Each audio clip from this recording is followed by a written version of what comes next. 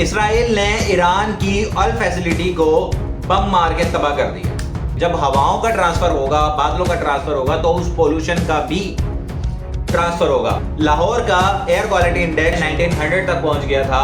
Particulate matter 2.5 and particulate matter 10।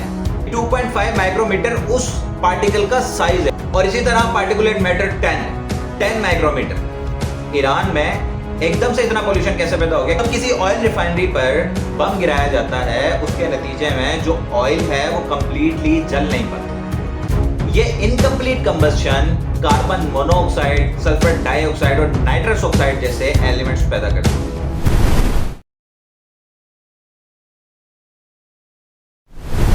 दोस्तों, कहते हैं कि अगर पड़ोसी मुल्क जंग में है तो समझ लें कि आप भी जंग में हैं, और अगर पड़ोसी मुल्क में खुशहाली है तो फिर आपके मुल्क में भी खुशहाली होगी। इसराइल ने ईरान की ऑयल फैसिलिटी को बम मार के तबाह कर दिया। उस ऑयल फैसिलिटी से उठने वाला जो पोल्यूशन है, पाकिस्तान मीटीरियोलॉजिकल डिपार्टमेंट के तहत वो पोल्यूशन अब पाकिस्तान में दाखिल होगा, क्योंकि 9 मार्च से 12 मार्च तक बारिशों की, तेज हवाओं की पेशन गोई है। जब हवाओं का ट्रांसफर होगा, बादलों का ट्रांसफर होगा, तो उस पोल्यूशन का भी ट्रांसफर होगा और वो पोल्यूशन भी ईरान से अक्रॉस द बॉर्डर पाकिस्तान में मूव करेगा। दोस्तों, जिस मुल्क के बड़े शहरों का एयर क्वालिटी इंडेक्स इतना खराब है कि 2024 में हमने 1900 तक रिकॉर्ड किया। लाहौर का एयर क्वालिटी इंडेक्स 2024 में 1900 तक पहुंच गया था और आज भी अगर आप एयर क्वालिटी इंडेक्स लाहौर का चेक करेंगे तो 147 पाया जाता है। ये जो एयर क्वालिटी इंडेक्स है दोस्तों, ये जब 0 से 50 तक की हद में रहता है, ये बेनिफिशियल होता है, ये हेल्थी होता है। मगर जब ये 50 से बढ़ता है तो फिर ये काम खराब करना शुरू कर देता है, और ये जितना ज्यादा होता है उतना ही अनहेल्थी और रिस्की होता जाता है। अब जरा ये समझ लेते हैं कि हम ये डिफाइन किस तरह करते हैं कि एक एयर क्वालिटी इंडेक्स को किस पैमाने पे जज किया जाता है कि इस शहर का एयर क्वालिटी इंडेक्स ज्यादा है। असल में जो प्रोमिनेंट पार्टिकल्स होते हैं वो 2 पार्टिकल्स हैं दोस्तों, particulate matter 2.5 and particulate matter 10। ये 2.5 माइक्रोमीटर उस पार्टिकल का साइज है और ये इतना छोटा है कि ये इजीली इंसानी जिस्म के ब्लड में भी डिसॉल्व हो सकता है और उसके लंग्स में भी इजीली पहुंच सकता है, और उसके बहुत खराब कॉन्सिक्वेंसेस होते हैं। लंग्स इंफेक्शन होता है, जो ऑलरेडी लंग्स की प्रॉब्लम से 2-4 हो रहे हैं, जिनको सांस की प्रॉब्लम है, जिनको अस्थमा की प्रॉब्लम है, उनके लिए तो यह जहर हो जाता है। और इसी तरह पार्टिकुलेट मैटर 10, उसका जो साइज है, उसका जो डायामीटर है वो है 10 माइक्रोमीटर।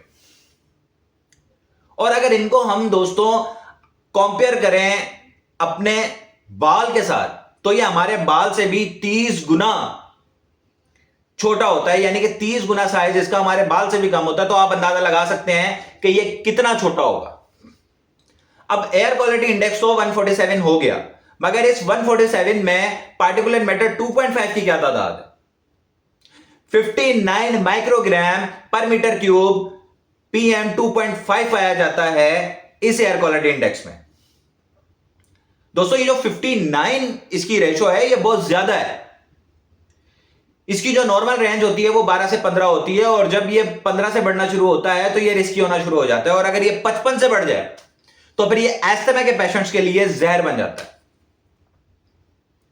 और इसी तरह पार्टिकुलेट मैटर 10 है, अगर उसकी तादाद 20 से ज्यादा होती है तो फिर वो काम खराब करना शुरू कर देता है। और लाहौर का आज का जो पार्टिकुलेट मैटर 10 है वो 74 माइक्रोग्राम पर मीटर क्यूब है, यानी कि अगर 90 लोग आप देखें तो डिजास्टर, टोटली डिजास्टर। तो जिस मुल्क की ऑलरेडी ये कंडीशन है, जिसका अपना पोल्यूशन ये है, अगर किसी पड़ोसी मुल्क से ये पोल्यूशन यहां आ गया तो फिर क्या होगा? अब दूसरी बात यह पैदा होती है कि इतना पोल्यूशन पैदा कैसे हो गया? ईरान में एकदम से इतना पोल्यूशन कैसे पैदा हो गया कि पड़ोसी मुल्कों के लिए जहर बन गया? दोस्तों, जब किसी ऑयल रिफाइनरी पर बम गिराया जाता है, उसके नतीजे में जो ऑयल है वो कंप्लीटली जल नहीं पाता, उसकी जो कंबस्शन है वो इनकम्प्लीट रहती है। ये incomplete combustion carbon monoxide, sulphur dioxide और नाइट्रस ऑक्साइड जैसे एलिमेंट्स पैदा कर देती है। अगर कंप्लीट कंबस्शन हो जाए तो फिर तो कार्बन डाइऑक्साइड और वाटर प्रोड्यूस हो जाता है, मगर वो भी हमारे लिए कोई बेहतरीन प्रोडक्ट नहीं है, वो भी हमारे लिए किसी जहर से कम नहीं है, मगर वो एक नेचुरल प्रोसेस है, इस तरह होता है। जब ये ऑयल इनकम्प्लीट कंबस्शन में चला जाता है तो फिर ये कार्बन मोनोऑक्साइड पैदा कर देता है। कार्बन मोनोऑक्साइड क्या करती है? कार्बन मोनोऑक्साइड सर में दर्द, डिजीनेस और जो अस्थमा के पेशेंट्स होते हैं उनके लिए प्रॉब्लम्स क्रिएट करती है। सल्फर डाइऑक्साइड क्या करती है? सल्फर डाइऑक्साइड डायरेक्ट लंग्स पे अफेक्ट करती है और लंग्स की प्रॉब्लम्स क्रिएट करती है। और नाइट्रस ऑक्साइड जो जमीन पर ओजोन की प्रोडक्शन कर देती है, जिसे हम अर्थ ओजोन कहते हैं या ग्राउंड ओजोन कहते हैं। ये ओजोन क्या करती है? ये ओजोन स्मोक पैदा कर देती है, जिसको जो कि मजीद जो है हमारी एयर को कॉन्टेमिनेट कर देती है। हालांकि स्मोक के बारे में हम सब जानते हैं, मगर ओजोन का जो काम है, ओजोन का काम है सूरज की अल्ट्रावायलेट रेस को एक छन्नी की तरह काम करती है, एक फिल्टर की तरह काम करती है, अल्ट्रावायलेट रेस को रोक देती है और जो बेनिफिशियल रेस होती है उनको आने देती है। अर्थ के अराउंड इसका काम है, अर्थ के ग्राउंड पे इसका काम नहीं है। जबकि नाइट्रस ऑक्साइड सनलाइट के साथ रिएक्ट करके ओजोन पैदा कर देती है, जो कि फिर स्मोक की शक्ल इख्तियार कर लेती है। इसके अलावा भी मजीद जो सबसे बड़ा काम यह होता है कि ये जो इस तरह के जो ब्लास्ट है, जो हाई टेम्परेचर ब्लास्ट होते हैं, जो वॉर के दौरान जो टेम्परेचर है वो नॉर्मली भी इंक्रीज हो जाता है, इसके नतीजे में पार्टिकुलेट मैटर 2.5 और पार्टिकुलेट मैटर 10 मजीद पैदा हो जाता है। जैसे कि हमने अभी देखा है कि पार्टिकुलेट मैटर की एक रेंज है, 12 से 15 जो रेंज है ये बेनिफिशियल है, अगर इससे ज्यादा होगा तो नुकसानदेह। तो ये इस तरह के सिनेरियो में मजीद पैदा हो जाता है, जो कि और पोल्यूशन का बायस बनता है। यही वजह है दोस्तों कि हमें बहुत से इमरजेंसी इंतजाम देखने को मिल रहे हैं गवर्नमेंट की तरफ से।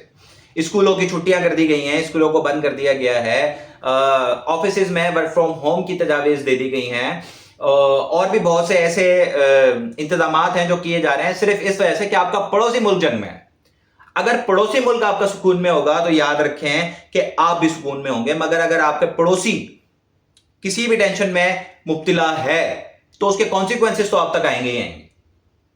दुआ में याद रखिएगा, फिर हाजिर होंगे एक नए टॉपिक के साथ। पाकिस्तान जिंदाबाद। अल्लाह हाफिज।